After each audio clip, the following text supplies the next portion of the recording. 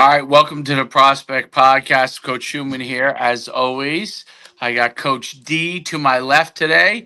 We're excited to revolutionize the world of JV football. It's going to be exciting.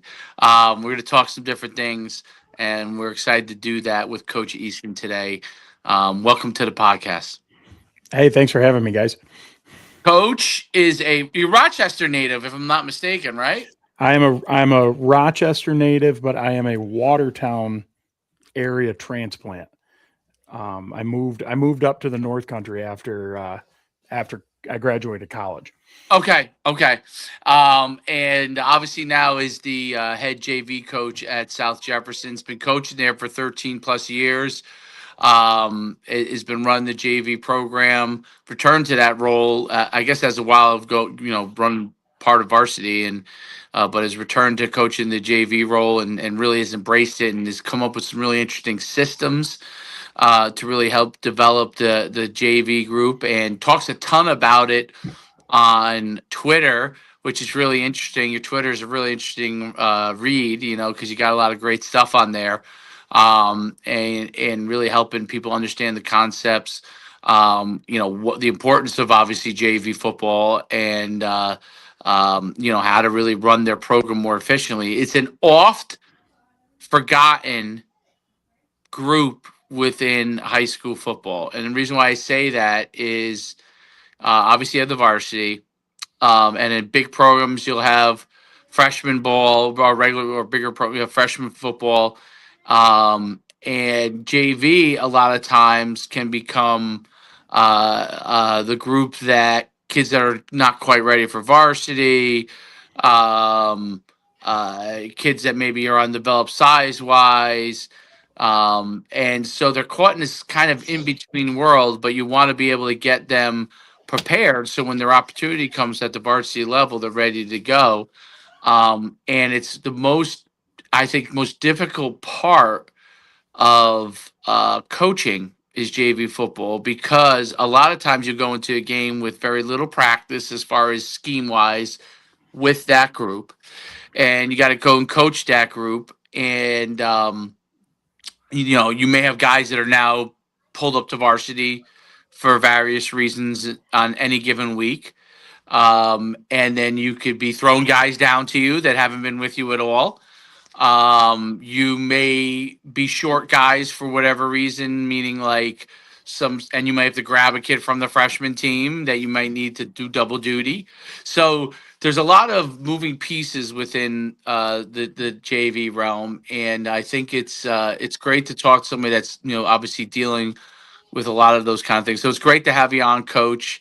We're really excited to talk to you. I would love for you to kind of just dive into your journey in football up until this point, and then your whole background, dive into it, and bring us up to the point to today, and you could talk about some of the systems kind of that you produced as well, and then we'll go from there. Sounds good. So yeah, thanks again for having me. My name's Dave Easton. I am, like Coach said, I am a Rochester, New York native. I grew up out there and played all my football out there. Started, I want to say, even first or second grade, playing Pop Warner football. Climbed up through that, and then when it was time for me to, join the ranks of high school, I started at my school, Gates Chili. Gates Charlie. Okay, yeah. Yep. Big at the time, a big AAA school out there in Rochester. And climbed up all through modified, freshman, JV, varsity, and did all that. And the whole time that I was playing, my dad was actually my coach. So that's a big reason why I got into coaching was, I saw all the great stuff my dad was doing, and I was like, I'd love to do that someday. Now Was that he the being head said, coach at Gates Charlie or no, actually. So assistant? my dad was my Pop Warner coach all Oh, growing okay. up. And then when Okay, I went cool. to modified, he stayed behind at Pop Warner. And then it always kind of seemed like I would move up a level and then he would take the level that I just left. So like he was always a year behind me, it seemed. Until when I graduated, he was the defensive coordinator for our JV team. And then through the rest of his coaching career, he was the JV defensive coordinator. So a lot of my mindset and thoughts about JV football actually come from my dad, as my daughter comes up and to say hi. So yeah, a lot of what I do now. Derek, you know about that. We get it. I got the same thing. Derek's brother. got a young That's one. Margaret. That's what they do. They It's love spring break up in here in New York, so I get to play. I get to Yeah, double. we on are too. dad Daddy duty. daycare, buddy. Daddy Yeah, daycare. buddy. So a lot of my mindset and views on JV football come from my dad. So when I graduated high school, I was, believe it or not, if you see pictures of me now, I'm a lot larger than I was. But back in high school, I was our starting center at 195, 5'11", not very big. But my senior year, we ended up managing to win a sectional title. And I, for as, not to toot my own horn, but for as good as I was on the line, I wasn't going to go anywhere playing college football. I was way too small. I didn't have the time to go into the weight room and suddenly put on all this bulk for my freshman year of football. So I went the other route, and I ended up playing college lacrosse. I went to this small little school, very small little school called Wells College, which is was, I should say, about halfway between Auburn and Ithaca on Cayuga Lake.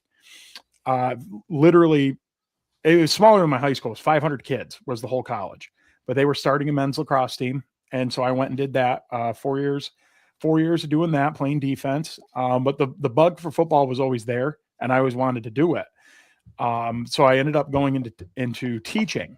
I majored in history, minored in education, because I knew the end goal was I wanted to coach football somewhere, and it was going to be a lot easier to do that. It was going to be a lot easier to do that as a coach or as a teacher than it was to get in anywhere else.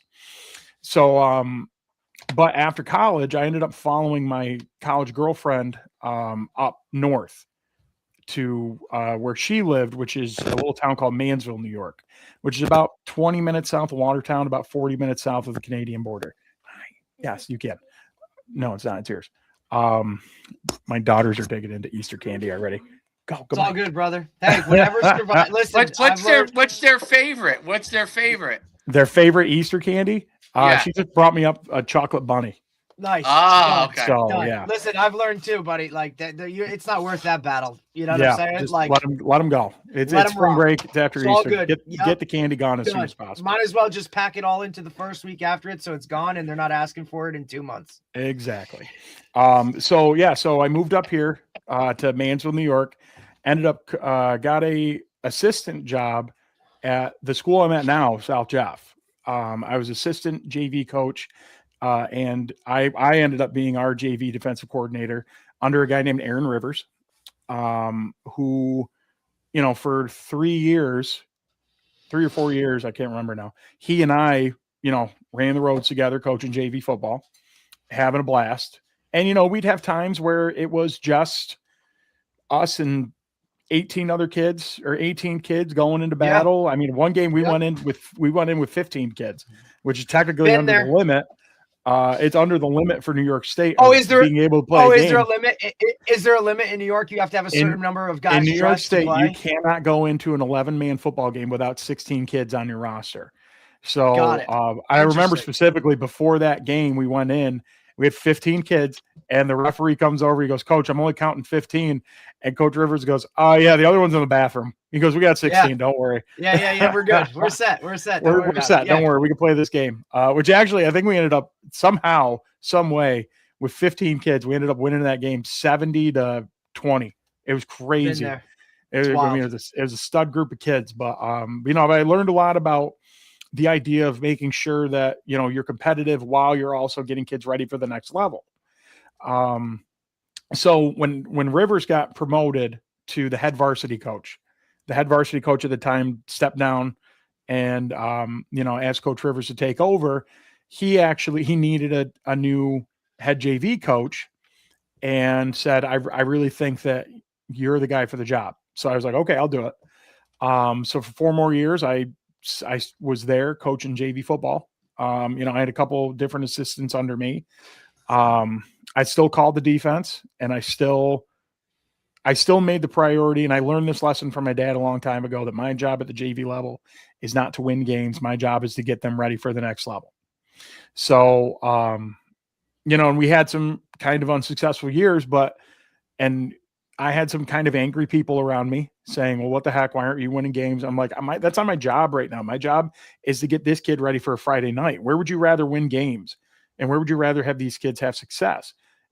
In their 9th and 10th grade year playing JV football, which at the end of the day isn't going to matter? Or would you rather have them have success in the 11th and 12th grade playing varsity football, playing for a sectional title, playing for a state title, getting in the playoffs? Where do you want that success to be had? So yeah, but then probably about my 3rd or 4th year as the head coach, Coach Rivers stepped away for a couple of years. Just, spend more time. His girls were getting older, spend more time with his family. And so I actually got moved up, and I became the defensive coordinator for the varsity program. And it was during that nice COVID time, things were so up in the air. Oh yeah, best time. I mean, that first year we didn't even have a fall season. We played a condensed schedule in the spring. And then the next season we finally got to play in the fall, but it was, all wonky and all that. And I got to a point where I kind of said, I love the competitive nature. I love the being able to play for something, but at the end of the day, this isn't me.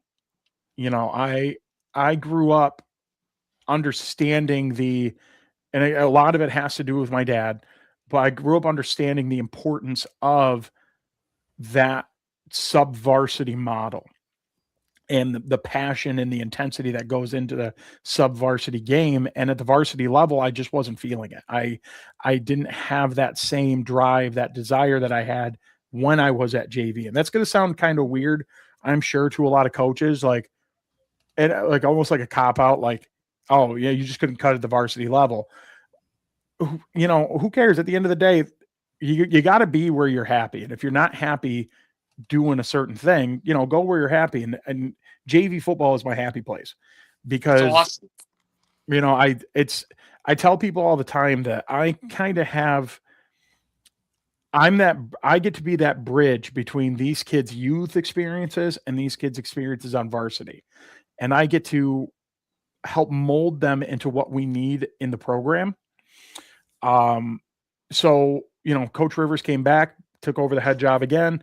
I got to go back down to JV, and I've been there now. This will be my 5th year back at the JV level, being the head coach. But now I'm on the flip side of things. Now I get to call the offense. And on top of that, not only do I get to call the offense, I get to work every season with my best buddy, Coach Whitmore. He's my defensive coordinator now. And my other best friend, Coach Lorman, who gets to call our special teams. And we get to go out there, and those two have bought into this mindset of JV football is where we develop, we get kids ready. But we also understand the competitive nature of things, because if you're not going out there to win games and get better, then what are you doing? I'm not going to sit here and say, well, I don't care about winning games. Right. I care. I wouldn't coach football, but I understand at the end of the day that my schedule and my win-loss record isn't going to define our program as long as these kids move on and do something good with it when they get up to varsity. So it's been a slow grind, but we finally, we have a system now in place of where everybody in the program really kind of understands our role here at JV. And they've everybody in our program has bought into this philosophy of, let the JV guys do what they're going to do and let them work, because they're going to help us at the end of the day. So, it's like I said, it's been a grind, but we've gotten here.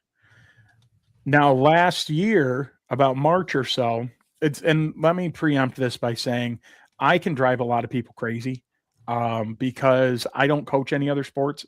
I used to coach lacrosse, and then I got away from it because I was, work was getting so busy. My kids are getting older. I just kind of got away from it. But football is kind of that one thing that is like a non-negotiable. I'm going to do it. But I can drive people crazy because my brain is constantly working through football stuff, like talking plays, talking culture. Right, which is why you came up with what you came up with. You know what exactly. I mean? Like it needed some place to go. Exactly. So why not help others? Right. So coachingshare.com was putting out calls for blog writers on Twitter one day. You know, they were kind of an upstart website. If anybody's never heard of them, for those of us in the education world, I like to kind of think of them as like teachers pay teachers, but for coaches. Yep. You know, tons of great coaches and tons of great products from these coaches. I believe, if I'm not mistaken, Coach Payne, who you had on last week. Yeah. He has a store on Coaching Share, I believe. Yeah. We had Zach on Monday, actually. Yeah. Coach Ian Tatum has a store. Run the Damn Ball has a store. All these great coaches have stores on Coaching Share. Right. But their blog section was just kind of starting. And so I said, well, I could write something, because again, that could just be an outlet for me to get all my football brain out without driving everybody bonkers. And I don't know if anybody's going to read it or not, but it'll at least help me get thoughts on paper onto something. So I reached out and said, hey, I could write a blog. And why don't I write about what I know, which is JV football? And so they said, yep, sure, why not? And they sent me all the stuff. And so I started writing back in, I want to say March or April of last year. And I try to put one out every week. I didn't during the season because things got just super crazy, with coaching, with teaching. I'm a self-contained special ed teacher. Good for you, brother. I love that. That's what I did. That was phenomenal. That's so bananas. So for a year I taught history, and then I moved into the world of special ed, but I was good move, man. I was a resource room teacher for years. Yep. So, but then, I worked with these kids over the summers, fun, dude. Did the same thing. It was so much fun. And I love these kids, I tell everybody all the time, they're the coolest kids in school. The best ones, dude. They're always smiling, always happy. Exactly. Never having a bad day, dude. Like we didn't have a certified teacher in that position for like a year and a half. So my boss came to me because I'm certified special ed, and I which means you can now go teach everything special exactly. And they said, hey, we kind of need a teacher to fill this spot. And I was a little hesitant at first because I'd seen some of the burnout that other teachers had in this position. You are always on, brother. Oh yeah. And I said, you know what, let's do it. And I've done it now. This is my second year doing it. And I'm in a position now where I have the best aides in my room. I've got 6 kids that are just amazing human beings. And I love seeing them every day. I come home every day with a smile on my face. My wife is like, you finally look happy in your job. Yeah. Because the research room wasn't fulfilling. It's a different world, dude. It's just a different world. You're talking Down syndrome, autism, like for the most part, they are as little independence as possible to be in a school setting. Yeah. And even with that, sometimes you're kind of questioning, like maybe they shouldn't be in this room, to be honest. Right. But those paras are so key to it. And anybody who's not in it doesn't really get it or hasn't been around that world. But look, I'm 100% on you. I went the other way and started as a para, worked my way from a self-contained classroom to now resource and outside of it. And believe me, that was not one of the reasons why I left teaching, right? Like, if anything, that was one of the reasons I stayed in it for that long, is because of how rewarding that was.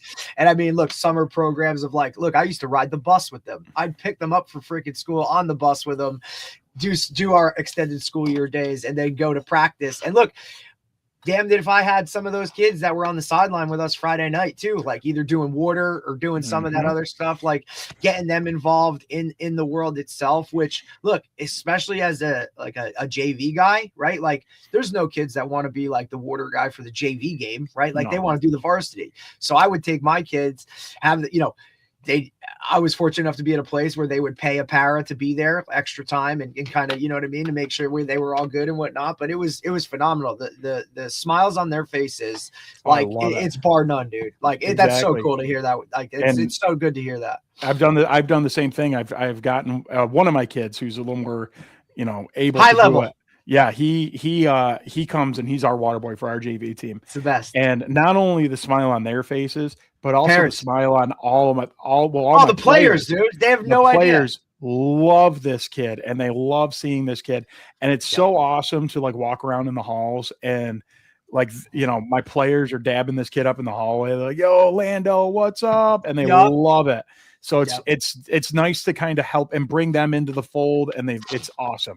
But unfortunately, that doesn't doing this job, like you said, doesn't provide a lot of time during the school day anymore to do the football stuff. So absolutely, I couldn't really write the blog on top of trying to do everything else. My girls are doing cheer, and I, believe it or not, this year stepped into the world of coaching cheer. Wow. And God, girl dad all the way. Buddy. So again, I didn't have a lot of free time to write the blog, so I took a break. As soon as the season was done, though, I've been on every week. And I just share knowledge about it's not me sitting go like, all right, well, this is my day in JV football. It's things that I'm thinking about during the week. You'd say, well, maybe another coach is thinking about this, and I'll get on the blog and I'll write out, about 1,500 words or so of just, here's my thoughts on this particular topic. Here's my thoughts on this one. So like this past Sunday, I put out one just about dealing with families at the JV level. Because, parents at our games haven't always been the most accepting of the fact that little Johnny's not getting his name on the news. They don't understand the process. Better. Right. Yes. So, and again, that's been part of this slow grind here at South Jeff of getting the parents to understand that when their kids are at JV, we're trying to win football games, but my ultimate goal is to get them ready for varsity on Friday night. So, but I take what I'm thinking about and put it down in the blog. And, I've been going consistently, like I said, every week. And luckily, and I don't know if I've had any part of this, but now the blog section on Coaching Share is getting bigger and getting more, more authors and more people writing. And but again, if you go to the blog and you look, every other one is my fat head on, the JV playbook, just sitting there, boom, boom, boom, boom, boom. And so that's what I've been doing. And, I've been fortunate enough now that, the blog is getting some traction, getting some people reading. I've been lucky enough to get on, shows like yours. I've been on, Coach Chip's podcast. I've been on Coach Tatum's series. I've, the Blue and Gold, Coach Gibbs, have been nice enough to allow me on to talk about JV football, which, to be quite honest, like you said, Coach Schumann, is really, in my opinion, it's an underserved bastion in football these days. You don't have a lot of coaches talking about, and if they do, it's kind of like a throwaway article here or there, but I try to get on and really bring more than just lip service to JV, because if I can make it a more important area, then at the end of the day, I'll be happy. Like, again, and I tell people this all the time, am I going to get my name in the paper? Am I going to have, records and trophies and all that? No, but, am I going to help my program do that? Am I going to help my head coach do that?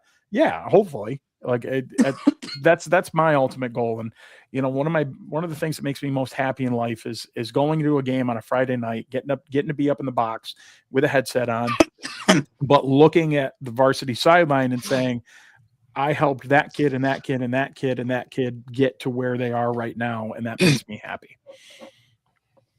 I think that's a huge part of it. I mean, that's you're the perfect guy to have run a JV program for that exact reason. It's critical for them to have somebody that is interested in their overall development, which is really a part that is really often left out at the JV level. You talked a lot about and in your Twitter, you talked a lot about the structure of how you do your practices. Talk a little bit about that, how you try to structure your practices, what the focus is on, and what the like kind of pace of practice is like. Yeah. So I am a big believer in the idea of fast pace, short practices. Like if I'm going over 90 minutes, I'm doing too much.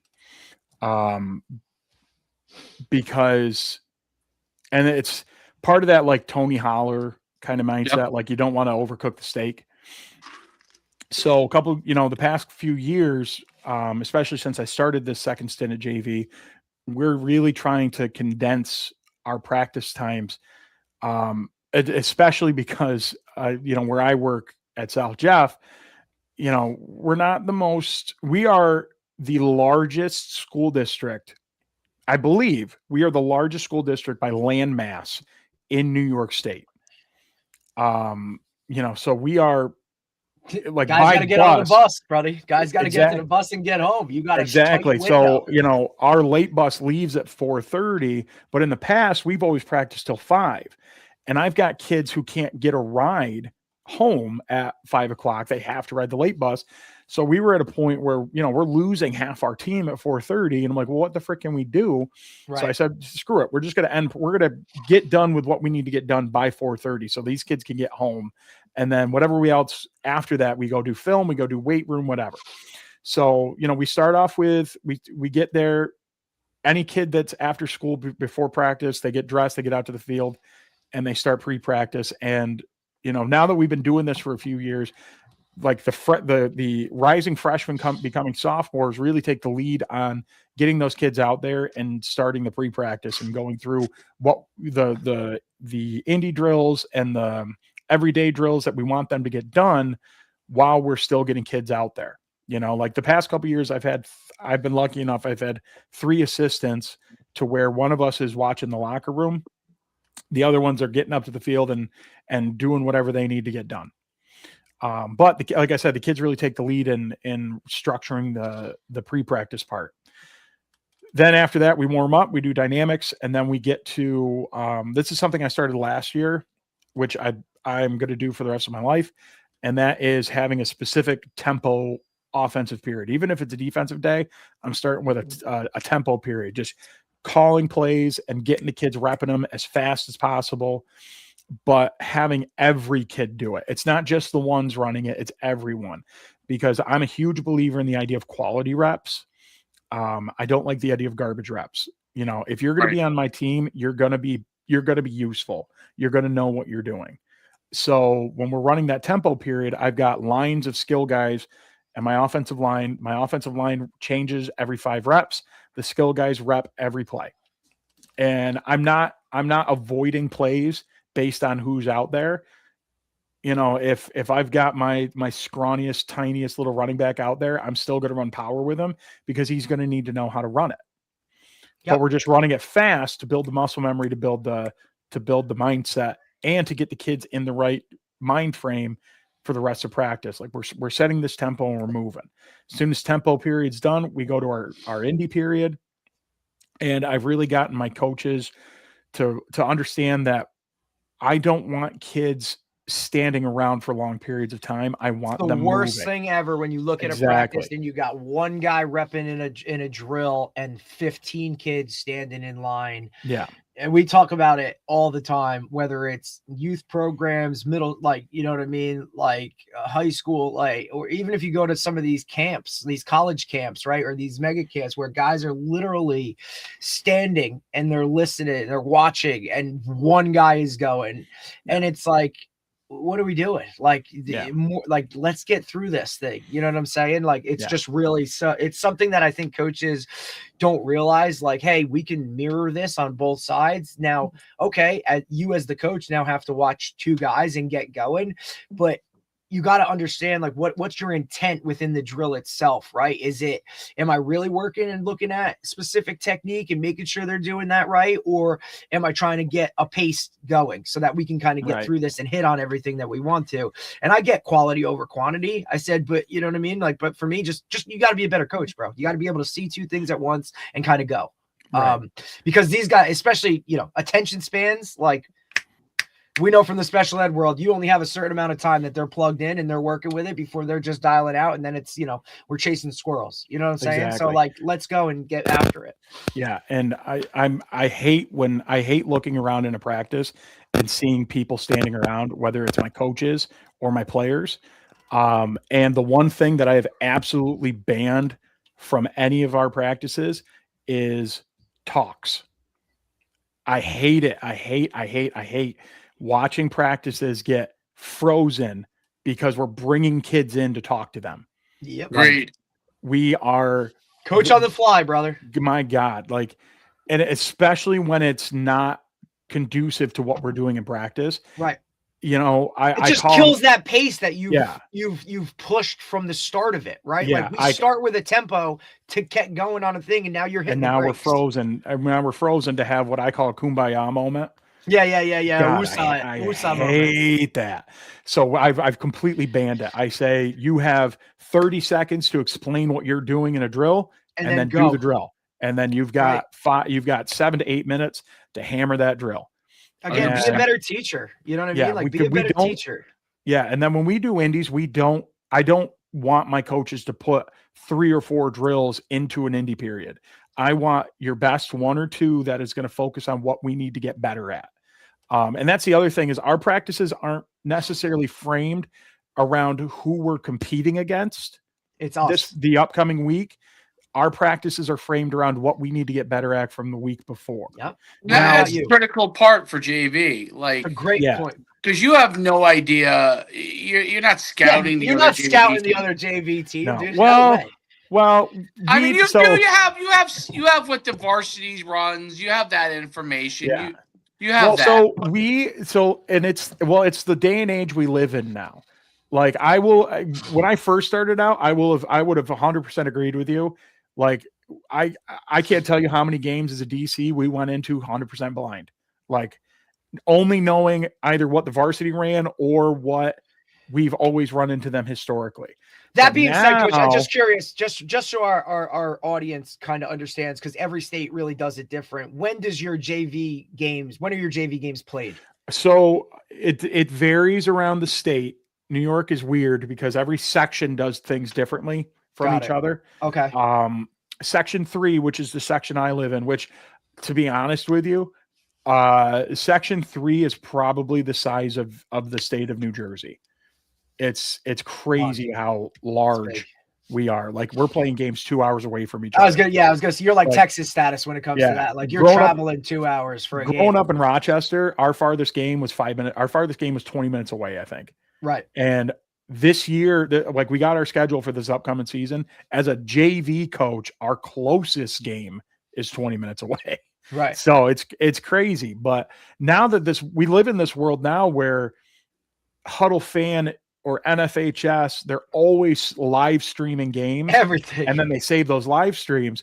So, I mean, yeah, I'm sitting there watching what they're going to do. And we're building a scout report of, like, a very base scout report. I'm not sitting there going, well, on third down, 80% of the time they're passing to the left or blah, blah, blah. No, I'm not doing that. I'm saying these are the top 5 plays they run, or the top 10 plays they run. These are the top looks they like to give on defense. And that's it. That's all I want my kids to go in with, because I don't want them focusing on what their opponent does. I want them focusing on what we do. Right. And that comes from, again, the tempo and the pace. Like, as long as we can follow our rules and do them quickly, then I don't care who we're playing. Now, again, to backtrack on that, the only time that we are really focusing in practice on, at least defensively, what the other team does is when we're playing a double wing team, which I have the unfortunate honor of facing at least 3 double wing teams a year. And it's that weather.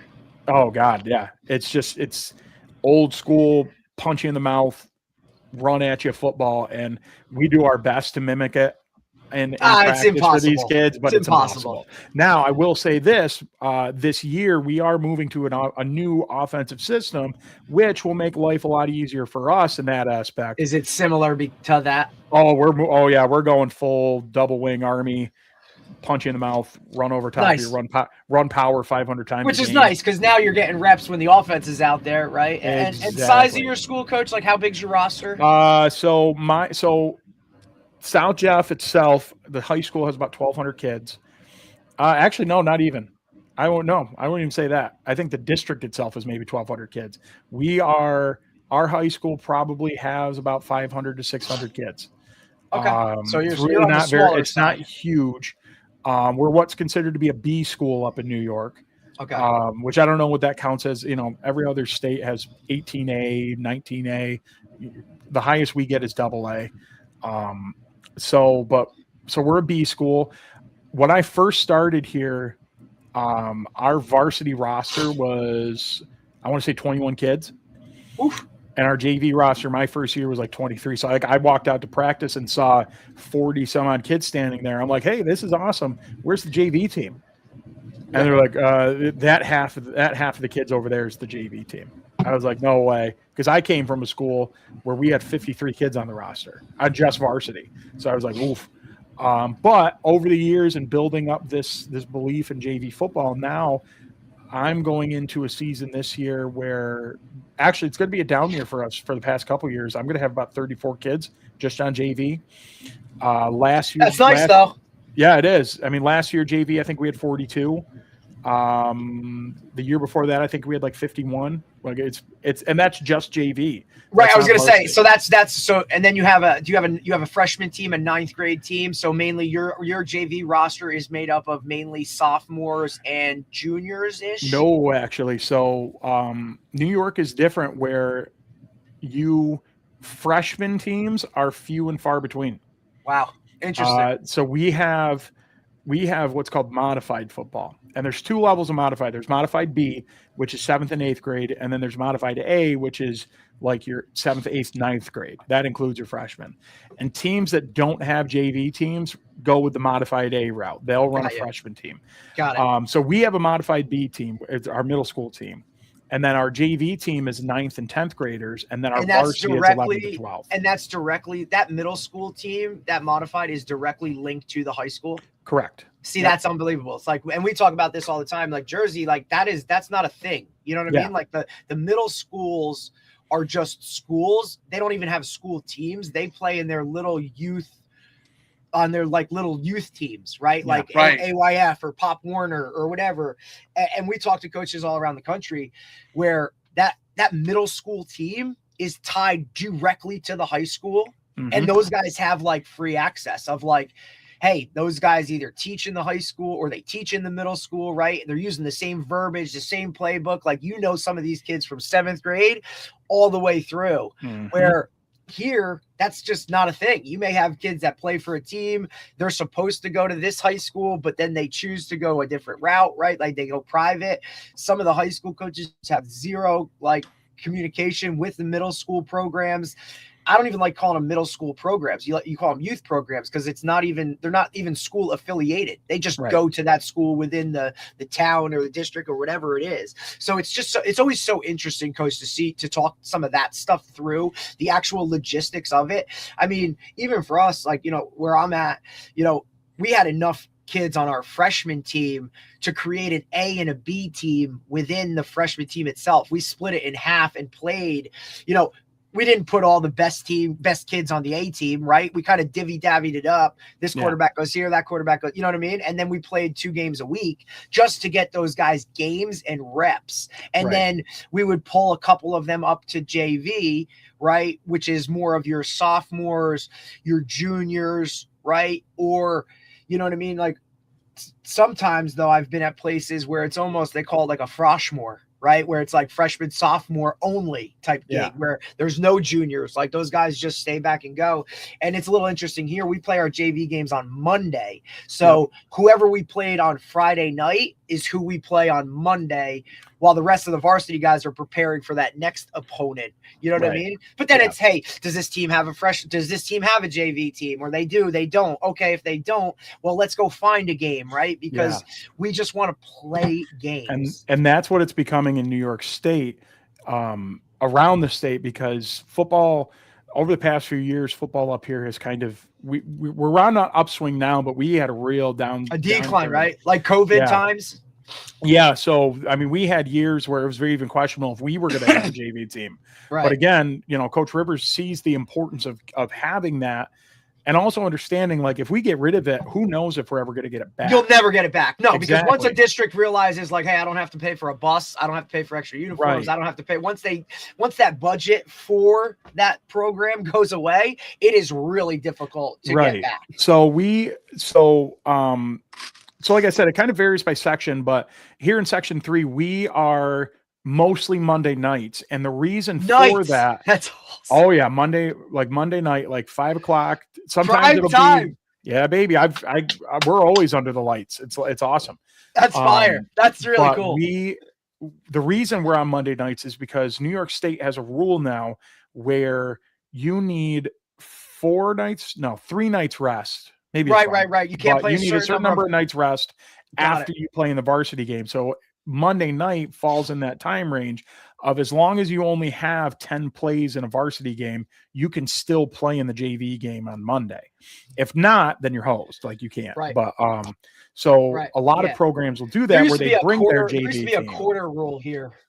Yeah. Right. That's what it used to be up here too, where you can only play a certain number of quarters or whatever. Yeah. Look, I really don't even know the intricacies of what that is. I know because our freshmen usually play on Thursdays, which is nice because that gives a whole, you have multiple days. So even if that kid grabs a couple special teams reps on Friday night, like by Monday, he's good to go. You know what I'm saying? So and we used to be Thursdays too, but ever since teams started having this downturn, they wanted to make sure that they had enough kids to play on Friday.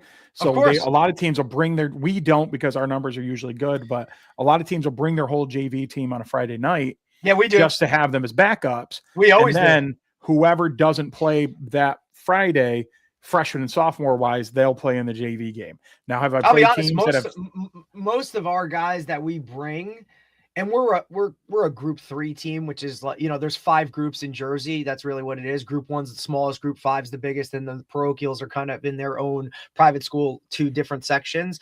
And we're a group 3, so we're around 45 to 50 kids on the roster. That's 10 through 12. Throw the freshman team in there. This year we were a little bigger, so we were probably around more like 75-ish, give or take. But the bulk, I'll be honest, like that JV unit is really on Friday nights. Like those guys that are those top guys, either your sophomores that are gonna be dudes upcoming, if they're not starting or playing varsity, like offense, defense, or whatever, like they make up majority of our special team units. Like they go in and they're doing that stuff. So, you're talking, that's, we averaged around 23 special teams plays a game this year, right? In the last 2 seasons, that's kind of where we've been. And, if they're on, kickoff, kick return, punt return, you're talking that's 4 plays, you know what I mean? Or 4 teams that they're on, they're seeing somewhere around 8 to 10 reps a game. Varsity time, right? And that's if they're not seeing, like, because they're probably either a backup or really close to going in there, right? So sometimes that stuff really factors into it. We've also done things too where, like, hey, if a guy plays mainly offense on the varsity, maybe we'll bring him to Jay's and get some defensive work. Like, hey, he's only playing defense this game, or hey, he's in there just to do whatever. Usually always try and like get the backup punter, right, to always be with me, so he can get like game reps of punting and kicking and doing all that kind of stuff. You know what I mean? So it's really kind of that, like, you're kind of makeshift. And again, Coach Schumann referenced it. Like, you really sometimes don't know who you're going to have on Monday because, a guy rolls his ankle Friday night, he's going to be out the next week. Well, hey, so-and-so's got to be that guy now on varsity. Like, he's not going with you JV. Or, hey, the quarterback got dinged. You know what I mean? So now the 2 becomes the 1, the 3 becomes the 2. That 3 that was starting JV, like, he's got to stay because he's got to be in those meetings on Monday, and he's got to get reps because he's the next guy in. You know what I'm saying? So it's like, all right, now we'll pull the freshman QB up, right? Or he's got to play or do some of that stuff. Like, that's the game within the JV world that. And my head coach does a great job with it, right? Because he really tells guys, like, wins and losses, great. but that's not the focus. This is to get you guys ready to go, right? So when you are in that spotlight, and it's about reps, because to me, sophomore year of high school is the hardest year of your life in general. Like, just it's brutal. You know what I mean? Like, academic wise in school, right? Football wise, because you're not really playing varsity yet unless you're like a dude, right? So what are you doing all week? Well, you're the scout team, right? So what's the reward for that? You're running all of the opponent's stuff all week, and you're basically a tackling dummy.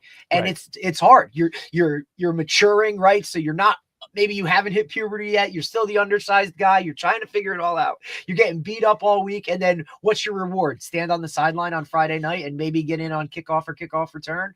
Like, hey man, you get an opportunity on Monday to go out and play a game, right? So I don't want to make you overthink it. I want you to understand it and execute it, but I want to keep it as simple as possible in order for you to go out and actually get your opportunity as a sophomore to go and play a game. Because otherwise you're literally practicing and you're not reaping any of the quote rewards on game day. Right. Like, that's it. And it's hard for those guys to really understand that. And, what do you mean I have to run the other team's stuff? You know what I'm saying? It's like, it's like your practice is your game day. It's hard. It's a very hard mental year in general with all the other craziness that's going on. And to have those guys line up against, the all division D end and say, block this guy in practice. And I'm asking you to block him in a way that the other team does, right? It's not something you've been coached to do. So it's really difficult. And, so that's why it's always been intriguing to me. And I've done it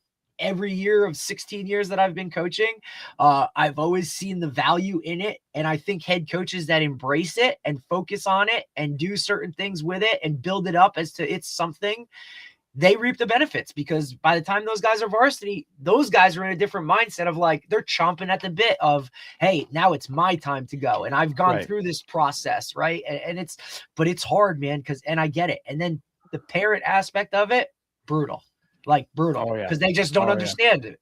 They don't get it. Why is it not as big as varsity? Why is it this? Why is it that? Like, that's really an explanation that you have to talk to those guys about it. And guys think it's a demotion, or, to coach it as well, like on the coaching side of it, like, wait, I have to go and coach JV. You know what I mean? Like, it's like, buddy, but if you do a good job in practice and prepare those guys across the board, like, they're going to know exactly what you're talking about come Monday. Yeah. And it's nice for us with our numbers, the way they've grown, that we get to be our own separate entity within the whole program.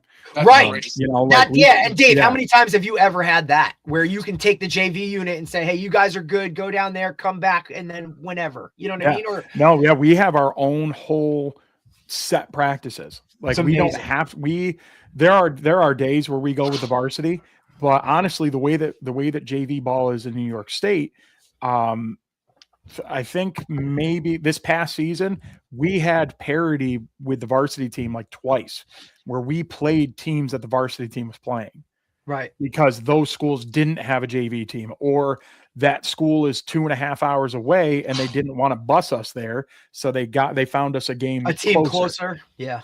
So, there are times where, our head coach is like, listen, this week you're playing somebody completely different than we are playing.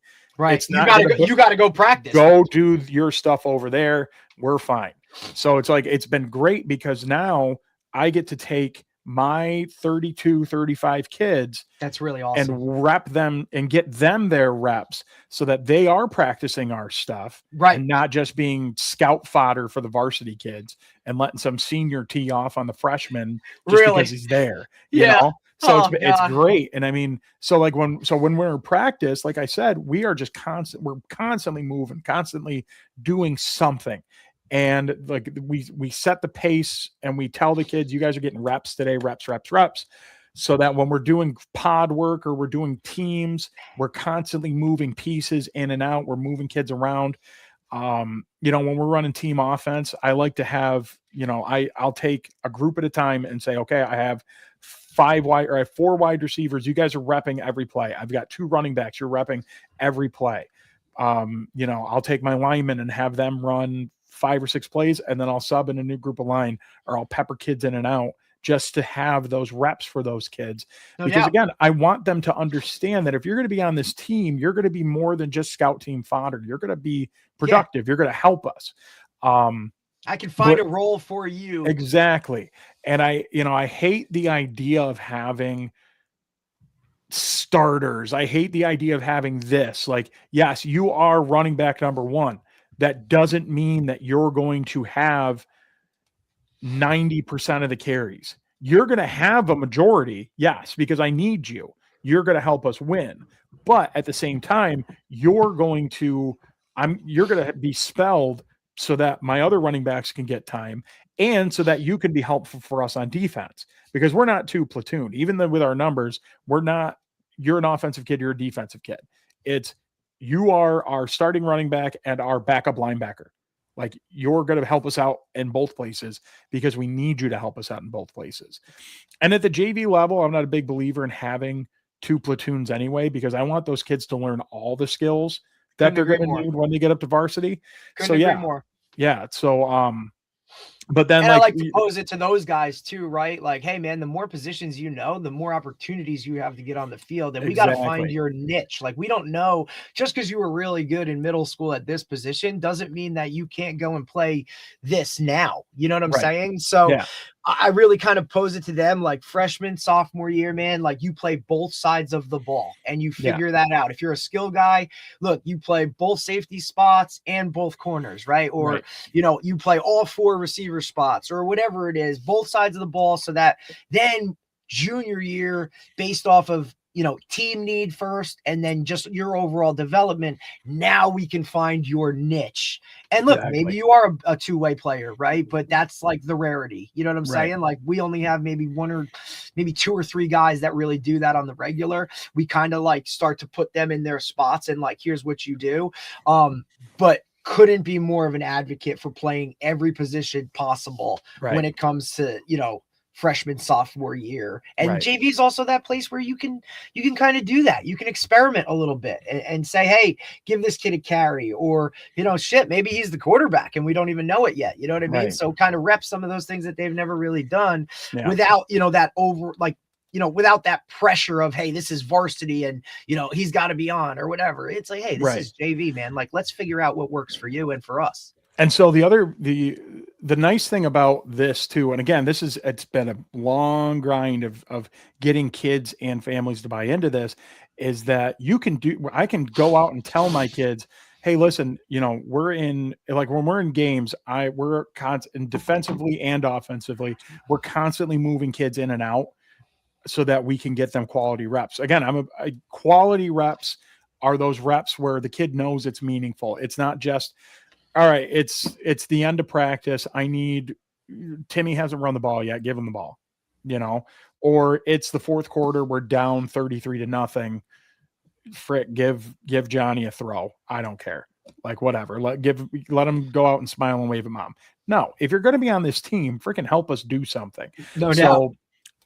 And so the kids have bought into that and they understand that. And, obviously they'll get upset because they're competitive and they want to play.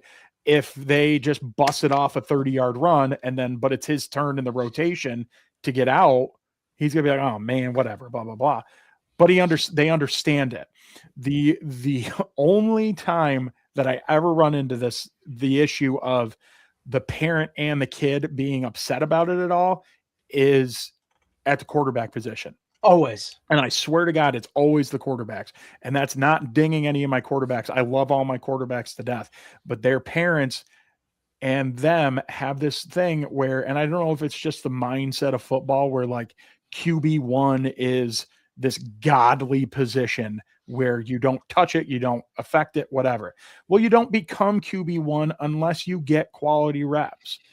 So I always try to have at least 2 quarterbacks on and train up 2 quarterbacks in our seasons.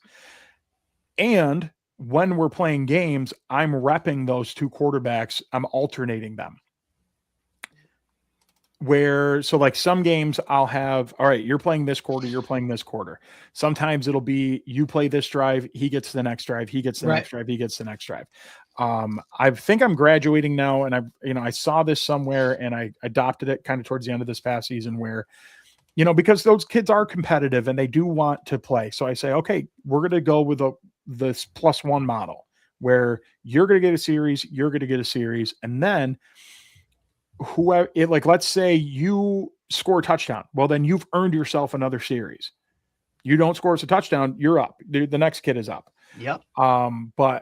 And they, again, they like the competitive nature of it, but they're the only kids that I ever have a problem of, well, why isn't Timmy playing? Why isn't Timmy starting? He drives the ball down the field every time. Well, because the other kid needs work too. This is JV football. Well, my kid throws my kid won the Super Bowl 5 years in a row down on Pop Warner. Okay, cool. Whatever. That's always cool. it's awesome. Always the quarterbacks, brother. Atlanta. So I've had more sit down conversations with parents of quarterbacks than I have of any other position. Of this is why we do this model. This is why we do this thing, and I will change it when my head coach tells me to change it. Right. When he starts having a problem with it, that's when I will change it. But in the meantime, we're going to keep repping all these kids throughout practices, throughout games, because that's the only way they're going to get better. Yeah, I mean, quarterback's always a difficult one, especially when you're using multiple guys, and the repetition part of it becomes an issue for that position. It's always an issue for that position, whereas opposed to other positions where you're probably searching for people. In some cases, linemen, where you're searching for people.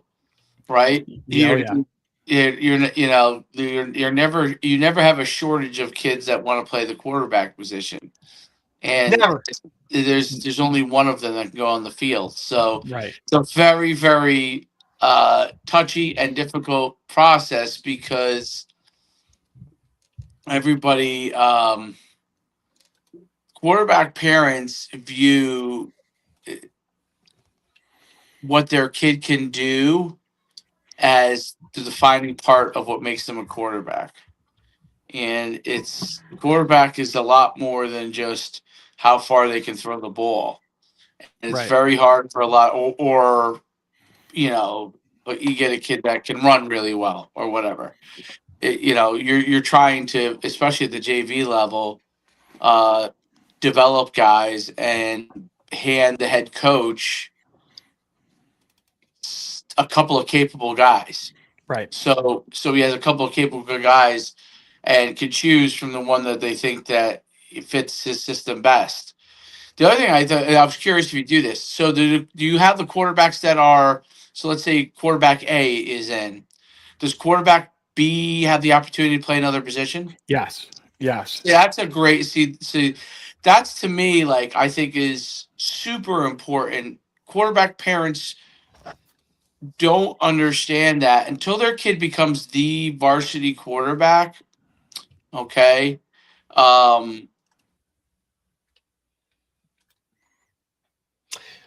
He'll be back. He does it off of his phone, so sometimes he gets calls and it goes in and out. Yeah, I got it. So until your kid becomes the varsity quarterback, you want to be able to, if you're two platooning or whatever, two quarterbacks, you're using both the guys. You want to be able to play another position because you don't know what's going to happen. If you get beat out. So if you get beat out, what are you just going to be on the bench? And usually the quarterbacks are among your better athletes in the school. Even if they're not, some of them might be the fastest, but if they're not, they're usually very well coordinated. And if they've been raised the right way, they should be able to play another position very, very easily if somehow they get beat out. Especially, they should be able to play wide receiver, tight end, running back, defensive back, linebacker, right? One of those positions they should be able to jump into on the varsity level if they get beat out for the number one job, right? Doesn't mean that they can't go in. But I always think it's a mistake if they get for quarterbacks, when they get beat out, that they just oh no, I'm a quarterback. I'm like, dude, like, wouldn't you rather play somewhere until you get that opportunity? Like, no one's saying don't take reps in practice, right? But I mean, I always ingrained that in the quarterbacks that I coached over the years. It's always like, Derek's coach with me for a couple of years. He knows, because like the backup quarterback will be lining up over here. You know what I mean? Because uh, um, I said those guys are smarter. I won't say that doesn't mean they're smarter like intellectually. Usually smarter around football. They know where everybody lines up. They may be smarter intellectually, but it depends. But they usually understand a lot about the game, right? Even the backups. So they become a huge value at another position if they're not the starter, right? So and in JV, I mean, shoot, like, to me, like, wow, if you have three quarterbacks on the field at the same time, that's even better. God. Oh yeah. Yeah, you know what I mean? No like doubt. you got three guys that are making sure all these guys who are knuckleheads get lined up. You know what I mean? Like who don't even remember the plays. Like yeah, you have multiple guys that can help them get lined up, and especially at like the receiver QB position. Who do quarterbacks love throwing the ball to? Besides the guy who's obviously a really good receiver, they love throwing it to another quarterback because they have great hands. They're always going to catch it. So it always ends up like so. But the hardest part is what you said, the parents, because they can't envision their kid at another position. Yeah. And in all fairness to the parents, the kid might be giving them a hard time at home about it. They may not be publicly at practice give them a hard time, because a lot of times quarterbacks are cultured to not, do that. They got to be the leader. They got to be the role model. They got to be the leader, so they may not be you may not see that, but when they go home, they may be saying stuff to the parents. So maybe the parents, a lot of times it probably is, but it may also be the kid, like, why am I not playing? Why, you know what I mean? And then the the parent feels that pressure to go in and find that question out. But I think the way to, my whole thing is like, hey man, if you're not in at quarterback, you got to be playing another position. Like you got to be able to help. And the more guys that we know that's understand what's going on, the better off we are. Better off we are as a team. Well, plus sometimes those those parents have the quarterback parents have also invested God knows how much money in, you know what I mean, that QB trainer that they've gone to for whatever, the private coach, right? And now, what do you mean? Like, I pay for this guy every week and my kid's not the quarterback. Like, what are we doing? Yeah. So we had that exact situation this past season. And I'm not trying to put anybody on blast, but we had a kid who's literally played quarterback his whole life growing up. And, the parents have invested time in trainers and quarterback school and all that. And I mean, he's a great kid and he's a great quarterback, but there was another kid who was also trying out for quarterback, who is just a God-given athlete. Like, this kid is a freak athlete, and he could sling the ball. He was raw, and, the reads part and everything like that were still hard, but I run the ball so much anyway. The passing part wasn't kind of it's a factor, like whatever. So, but right by repping both of these kids, we were able to not only see what each kid could do, but also what each kid needed to get better at on their own, so that we could work with them and develop them. So that now, honestly, one of them is moving up anyway because it's his junior year, but the other one is also moving up. So not only is it a chance to get both of them time and development, but by repping both of them and getting as many kids reps as possible, now our varsity coach can see, okay, what can these kids do that can help me out on the field? Right. So now not only are they going to have two good kids at the quarterback position, but because those kids played other positions on the field, now they can see it's not just going in blind and saying, well, we have two quarterbacks. I have no idea what this other kid who's not going to play quarterback can do. Now it's, okay, yeah, we have two kids that can play quarterback, but this kid was a really good wide receiver. This kid also can run the ball like nobody's business, so maybe he can play running back for us as well. That happened with actually we have 2 kids graduating high school this year that were both quarterbacks, but when they both moved up to varsity at the same time, and they had repped, they were in my system where they both played alternating series and all that. One of them has this huge monster arm. He's got a freaking cannon, and he's an athlete. The other kid, kind of smaller, didn't have as strong as an arm, but one of the most brilliant football minds I've ever had the privilege of coaching, and he's a squirrely little freak athlete. Well, when they get up to varsity, one of them now was our starting slot receiver for 2 years, while the other one was the starting quarterback. And we had situations where, let's say, we knew I needed the quarterback to get in and run the ball in order to get us an opportunity. Well, now we have a kid that can get in, play quarterback, run the ball, and put that other kid who's freaking 6'3" and runs a quick mile, put him in at the outside wide receiver spot, and I could toss him up the ball really quick. Right.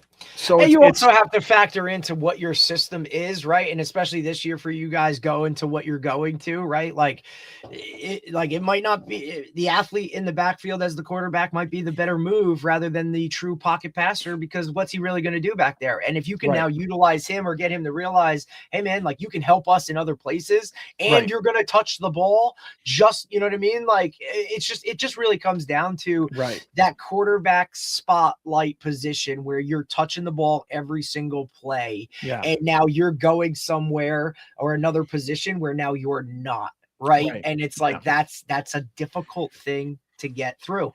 Yeah. Now to go back to what you were talking about, Coach Shu, about the line position. We at South Jeff have never been blessed with huge gargantuan linemen. No, they're like you were. Oh, my Lanta. We like to say the phrase, you plant corn, you get corn. I swear we don't have those 7 foot, 300-pound freak athletes that we seem to play every week, but we have some hard, tough nosed blue collar farm kids that we can put their hand in the dirt and at least get a little bit of movement. Now, unfortunately, and this also goes with the Pop Warner thing, and I'm not trying to crap on Pop Warner coaches, but you're not always there. You don't always see the big picture at the end of the day.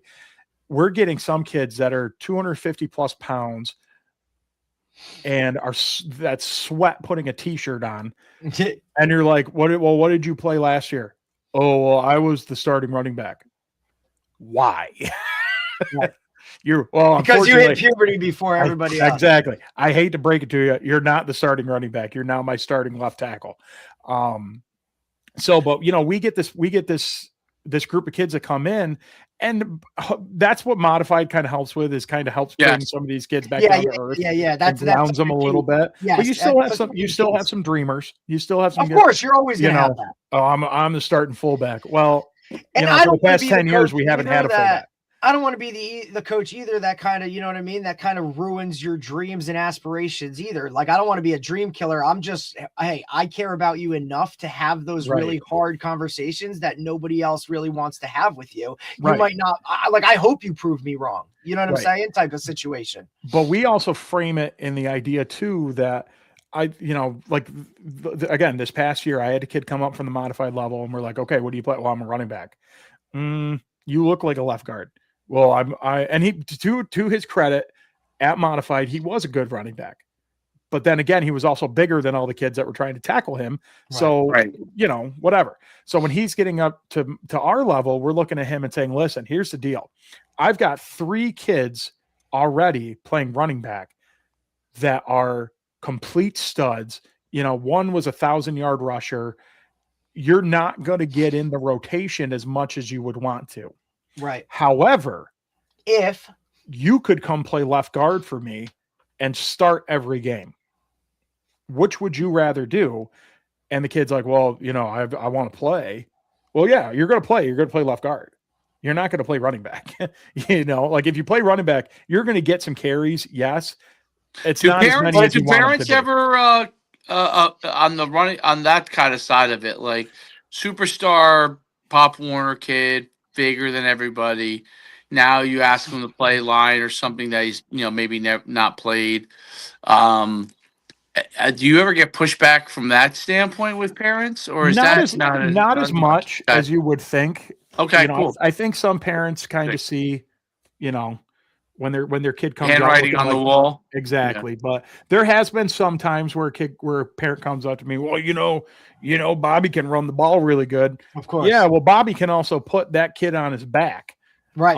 And that's going to help me There's more opportunities at the next level to do that as well. Exactly. And guess what? If we can't block that guy, then those carries, they don't happen, or they happen for -5. And your kids now you're yelling from the stands, like, block somebody. What are we doing? You know what I mean? Like, that's a different. Exactly. Then everything goes wonky. So, then what we do in order to help develop these kids now, again, because, offensive line and I was guilty of this for years. I hated subbing kids on offensive line. It's tough. I want my 5 in there that I can trust to run the ball, because I know that when I put those other kids in, something's going to go wrong, but there's a group dynamic to that unit that has to be, everybody has to be in cohesiveness of like, hey, we're working on this. We're 5 as one, right? Yeah. Like, let's rock and go. And look, coming from having played the position, you know what I mean? Like, you understand that. Oh, absolutely. But most people have no idea the intricacies and just what goes into playing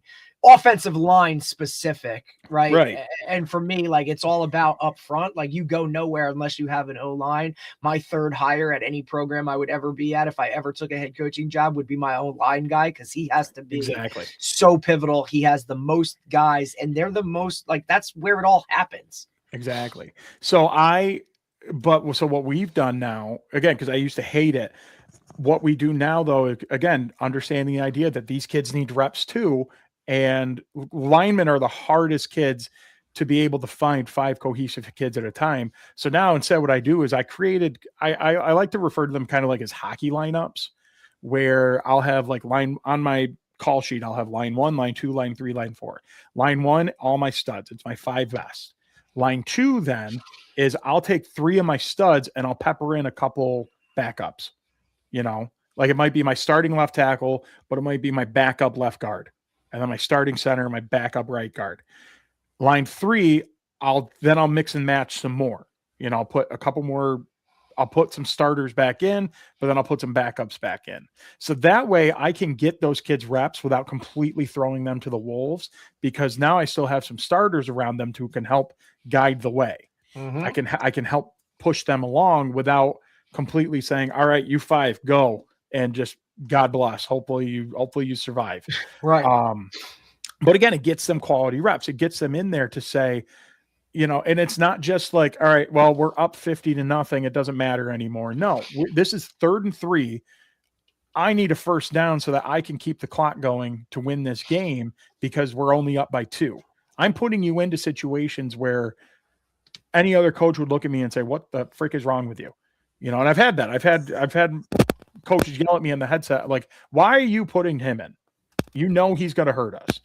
No, I don't. He could surprise you. He's a part of this team. He's going to help us right now. Right. He's got to rise to the occasion, just like all these other kids. And on the offensive line, especially, that's, the most important piece is he needs to understand that if he's got to get in, he's got to do this, which I can tell you since I've started doing that, that's one piece that I know my varsity coaches kind of appreciate, because on a Friday night when their starting right guard goes down, they're not turning around going, well, it's not deer in headlights because they've been in a game situation. You have those game reps. You know what to do. Get in there and do your job. Yep. Now on the back end of that, which has helped immensely, is, and this again goes along with the whole idea of being JV, and kind of this is where I like to be in my wheelhouse. We have simplified everything. Mm-hmm. Our whole system is as simple can get, and still win games. Because I don't want my linemen going out there and thinking too much. I don't want, for example, and this is not to knock any zone guys out there, but when we go zone, you see a lot of zone guys go, all right, here's my count. I got to find my mic. I have the 3rd guy pass the mic.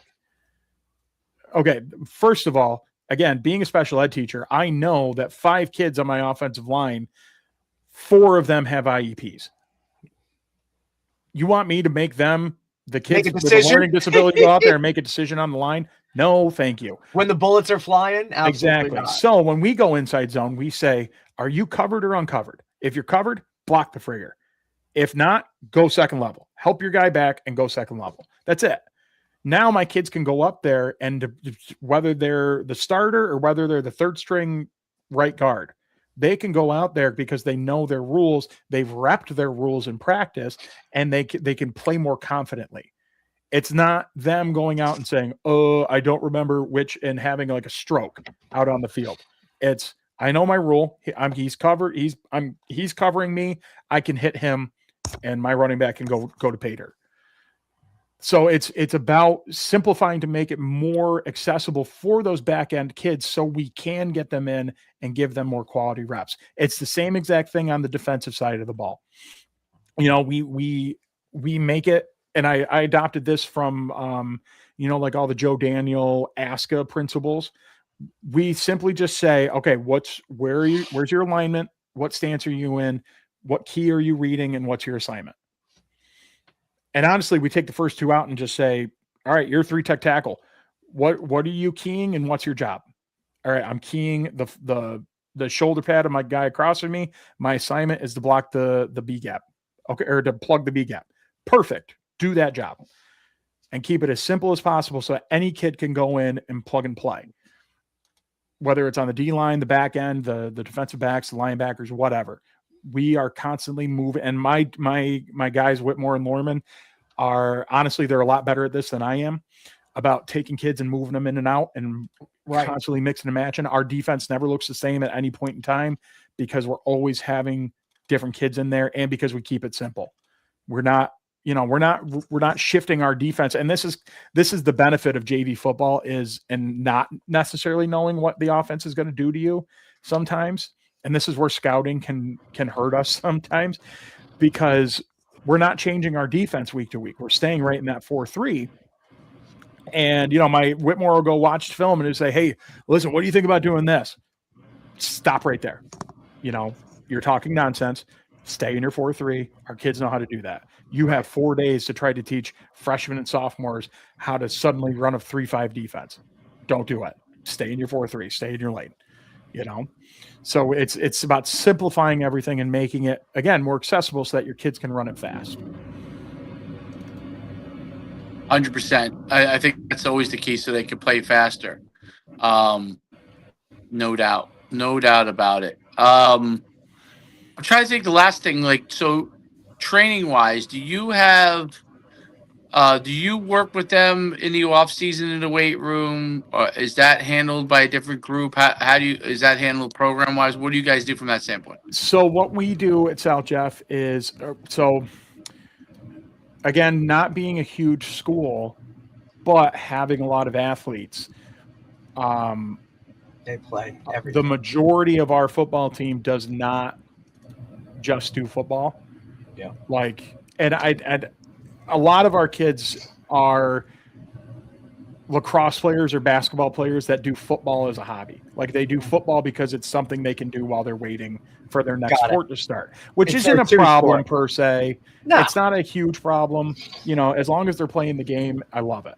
And obviously we want them to go out and we want them to play other sports. That's the best way that you're going to get your body prepared to play in a game, is to play games and get used to being competitive. Now, that being said, our weight room is about the size of a bathroom. Yeah. It's tiny, and it has always been our Achilles heel. So our varsity coaches really take the reins on the weight room program when we're in the off season. And we were lucky enough to get a guy from even farther up north than we are, up in Governor, New York. He's now working here at South Jeff. He's working with the varsity, and he put together this whole weight program to help our kids get stronger and all that. So while we have decent attendance every day, it's hard. You can't pack the whole football program into the weight room because it's, fire codes and all that. Now we are working towards it. We're working towards getting, a bigger spot in our school to put the weight room. We're working on getting better equipment. But in the meantime, during the off season, we will have morning like practice skill sessions where we'll bring in the skill players and work on passing and catching and all that. We'll have, Coach Rivers was taking the linemen to like an indoor, really it's a barn that has a nice turf strip that our girls lacrosse team uses. And he's been taking our linemen there and working with them. So we have opportunities for us to work during the off season, but it's not like you see around the country where, you got 28 or 40 guys all around a squat rack hyping somebody up to, we'll get there at some point, but when the weight room gets bigger. Now for me personally, where the varsity coaches take the lead on the weight room and the skill build or the conditioning and all that, and where us JV coaches help out where we can. What we at the JV level are kind of have been responsible for this offseason is taking these systems that we're going to start running this upcoming season and turning them into something that we can use at our level and the lower levels so they align with the varsity level. Because that's one piece that we're still working towards is full alignment from the Pop Warner up to the varsity.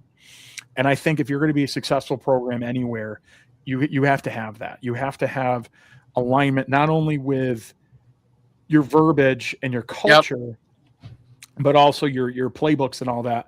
They have to align so that you're working towards that end game of varsity football.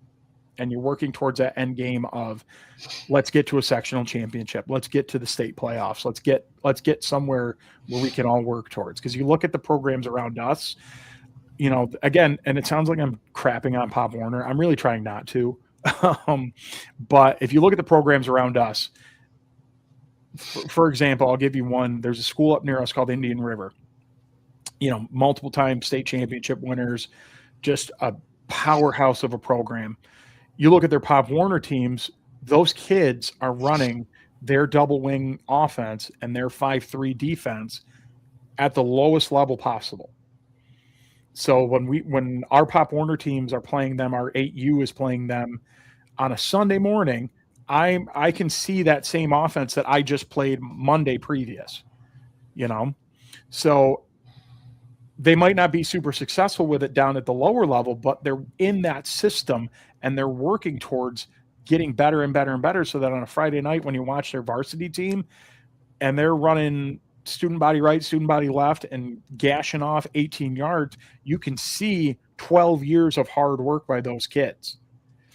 So that's what we're trying to get to. So that's what we at the JV level have been kind of helping towards, is really trying to build that alignment from the Pop Warner level up into modified to JV to varsity so that we can be that spoke in the wheel. We can be that cog in the machine to help build us further and further. So that's kind of where we're at in the off season. Now we're getting to a point where sun's coming out. It's lacrosse season now. We have a lot of kids that play lacrosse, but the sun's out. We're going to be able to start getting turf time. We're going to be able to start working on skills. And then we've got our quote unquote spring ball, our week in June where we're going to be able to get out there and just get the kids together. It's not necessarily about doing install and getting things where we need them to be for August. It's about getting those kids back together and saying, hey, all that other stuff is done. It's football time. It's football season. Let's go. Which again, we've been able to start building this program and this culture where it used to just be a total of 40 kids. Now it's 70, 80 plus kids from modified to varsity, plus 100 plus strong Pop Warner program, and a community that's seeing the value of football in the community, and it's just to be a part of that is awesome to me. And I love every day of just getting to talk with our head coach and seeing what he needs me to do next, what he's thinking of, what I could help with. And it's, it really is a blessing just to keep doing this. And again, it's like going around the school and having teachers come up and, talk to me about my kids football wise, even though like just talking about their grades, because they know that I'm going to have an impact on those kids all year, is awesome to me too. And seeing them succeed in their other sports, it's great. So it's a really awesome. good time. Very, very cool stuff. Very good. It's great having you on, man. Hearing the insights of what everything you're doing great things, and we'll continue to watch you and follow you. I can't thank you enough for coming on today, Coach. Hey, thanks for having me on, guys. Anytime I can get on and talk the good word of JV football, yeah, buddy. It's a blast. I put on Twitter a couple months ago, and it took off, and I don't. A lot of people had a lot of stuff to say about it, but I really truly believe, and I don't just do it lip service, that JV football is the last pure spot in high school football where you're not playing for anything. You're not playing for championships. You're really going out there just to play football, be with your friends for the love of the game. You're practicing 6 days a week just for one game a week. And if you really didn't have that love for it, you might as well go play soccer or something where they play 3-4 nights a week. So it's really to me, it's truly the last pure spot in football where you're not worried. You're not focusing on championships. You're not focusing on your name in the paper, your highlights on the news. You're not worried about NIL or whatever all that nonsense is that's starting to make its way into the high school game. And that's why I'm fortunate enough to continue being a part of it every year. Absolutely. Well, you don't have to worry. You don't have to worry about that stuff at JV, which is good. You're one less thing to worry about, brother. One less thing to worry about. Yes, sir. Thanks, Coach. Can't thank you enough for taking the time, buddy. Go enjoy the day. Enjoy the rest of your spring break. We'll stay in touch. If there's anything we can ever do for you, let us know, man. But good luck with your future endeavors, and we'll talk soon. Enjoy the rest of your day. Absolutely. Thanks for having me on, guys. All right, Coach. Have a great day. You too. All right. Bye. All right. Very cool. Very cool. Wow. He gets to have his own freaking unit every day. That's sick. That is very unique that he has his own unit for JV every single day. I'm amazed by that, actually. It's wild. So, I mean, you really have to have a lot of kids in the program, and in order to make that happen, which is really interesting. He also does a really good job of like his timing in being able to get everything done with his practices and his efficiency. Oh, yeah. Well, he's got to work around certain parameters that not everybody has to deal with. You know what I mean? Like half the team has to leave to get the bus. Like these are the things that we talk about. And it's why I love doing this podcast and talking to guys from different areas, because everybody's dealing with something, right? Like that is the busing issue or whatever that is. That's something that's so individualized to his program. But there might be 5 other guys that deal with the same thing, and they're kind of, how do I do this? There's no, like, that's not part of the textbook, right? Like, that's something that's so different. Like, oh, this is how he does it. Okay, maybe I could be more efficient so that my time cuts down, right? It seems like something logical and like something that somebody would come up with on their own, but to hear somebody execute it and do it, and this is how it works for us because we have these parameters, right? Like that's something that some people wouldn't even know if we didn't have guys like that on and to talk about it. So that's what's really cool about this, man. No, there's no doubt about it. It's cool stuff. It's an interesting hearing the inside of JV. It's interesting to hear how somebody handles it. The deal with that, it's good stuff, and he obviously subscribes to a certain he subscribes to that fast-paced style, getting the practices over very, very, a lot of the stuff that I think definitely can be important to help in your program continue to develop, and again, those kids ready for varsity, which is a big deal. So. Really, really cool stuff. Yeah. Tomorrow will be awesome. We're a little later because he's a West Coast guy. Brett Davis, who's head coach at what the hell's the name of this? Verado High School in Arizona, run and shoot guy. He will be on, and we're going to talk some specifics within the run and shoot game itself. He wants to talk about running their choice concept out of quads. So we'll get to talk some actual specific X's and O's within the run and shoot offense that he runs out there in Arizona. And choice, for the most part, what people, that concept itself is, he's going to do it out of quads, which obviously is 4 receivers on one side and then 1 receiver on the back side with options within his route itself. So it'll be cool to kind of dive into that. An original run and shoot guy, which will be cool. Yeah, that'll be great. I like talking a little run and shoot. Little quads action. Out of quads, right? So Yeah. that means that's interesting. So yeah, I don't know how his run game works from there. Well, I mean, it probably isn't one. Or maybe it's a QB run game. Well, obviously he has run game in, but he wanted to. I asked him. I said, hey, if there's a topic that you want to talk about or go through, let's do it. And he said, all right, let's talk choice out of quads.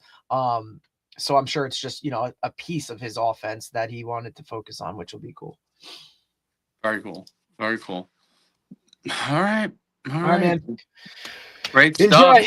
Yeah, buddy. Enjoy the rest of it. I'll talk to you later. Have a wonderful day. I'll give you a shout about just getting ready for this weekend. So. All right, buddy. All right, man. Great job.